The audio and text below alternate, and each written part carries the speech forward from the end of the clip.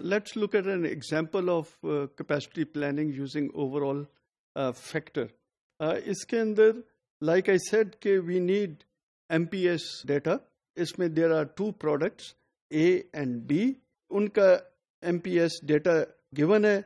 First, second and third week में A के 33 units each week required हैं और B के 17 units in first 3 weeks required हैं. इसी तरह week 4, 5 and 6 में each week A के 40 whereas each week B के 13 units required हैं.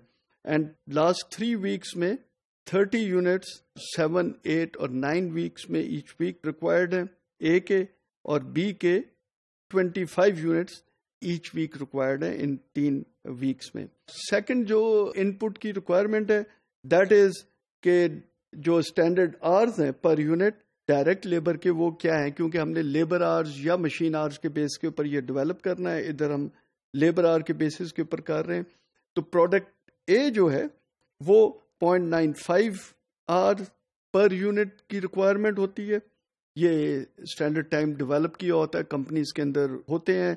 इसके अंदर कंपोनेंट्स को भी कंसिडर कर लिया जाता है. और दूसरा बी की requirement is 1.85 standard hours per unit.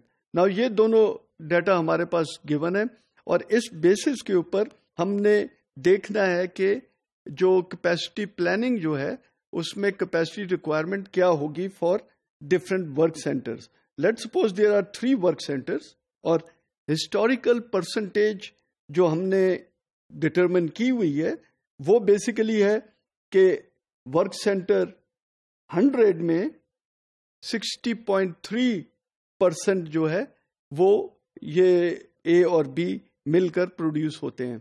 Work center 200 में ये work center number है 200 and not 200 work centers. یہ ورک سینٹر 200 میں 30.4% ٹائم اسپینڈ ہوتا ہے اے اور بی کا. اسی طرح ورک سینٹر 300 میں 9.3% ٹائم اسپینڈ ہوتا ہے یہ اے اور بی کا.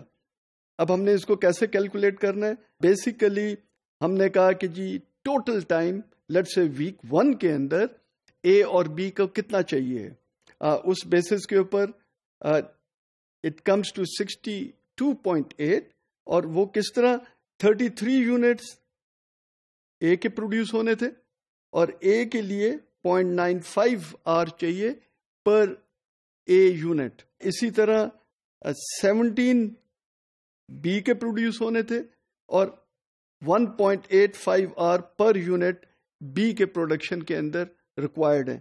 جب ہم ان کو سم کرتے ہیں ٹوٹل تو وہ 62.8 آورز بن جاتا ہے. اب 62.8 آورز کا 60.3% ورک سینٹر 100 کے اوپر لوڈ پڑے گا. اس کا 30.4% ورک سینٹر 200 پہ لوڈ پڑے گا اور اس کا 9.3% ورک سینٹر 300 پہ لوڈ پڑے گا. سو بیسیکلی ہم نے کیا کرنا ہے، ہم نے اس کو کیلکولیٹ کرنا ہے. فار ایگزامپل ورک سینٹر 100 کے اوپر لوڈ ہم نے کہا کہ اوکے 62.8 آورز کی ریکوائرمنٹ ہے جو کہ ویک 1 کے اندر ٹوٹل آورز کی ریکوائرمنٹ ہے to produce 33 units of A and 17 units of B. اس کو ہم نے ملٹیپلائی کیا ہسٹوریکل جو ہمارے پاس پرسنٹیج گیون ہے 60.3 کی، اس سے ملٹیپلائی کیا تو ٹوٹل ہمارے پاس 37.87 آ گئے for work centre 100 in week 1. اسی طرح ہم نے کیلکولیٹ کیا ویک 2 کا اور ویک 3 کا، کیونکہ ویک 2 اور ویک 3 کے اندر سیم کمبینیشن کی پروڈکشن تھی 33 اے اینڈ 17 بی. تو ادھر بھی جو لوڈ ہے وہ سیم ہی ہوگا کیونکہ ہسٹوریکل پرسنٹیج کے بیسس کے اوپر کیلکولیٹ کیا جا رہا ہے. جبکہ ویک 4 کے اندر ہماری پرسنٹیج چینج ہو جاتی ہے کیونکہ ویک 4 کے اندر اگر ہم دیکھیں تو ہماری جو ریکوائرمنٹ ہے ویک 4 میں وہ 40 اور 13 کی بن جاتی ہے رادر دین 33 اینڈ 17 کی.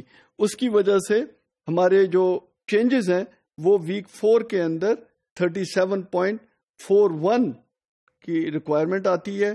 اسی طرح ہم نے کیلکولیٹ کرنا ہے اور اس بیسس کے اوپر یہ سارا کا ساری ہماری جو کیپیسٹی پلاننگ ہے اور اس کی ریکوائرمنٹ ہے یہ اس کی میٹ ہو جائے گی.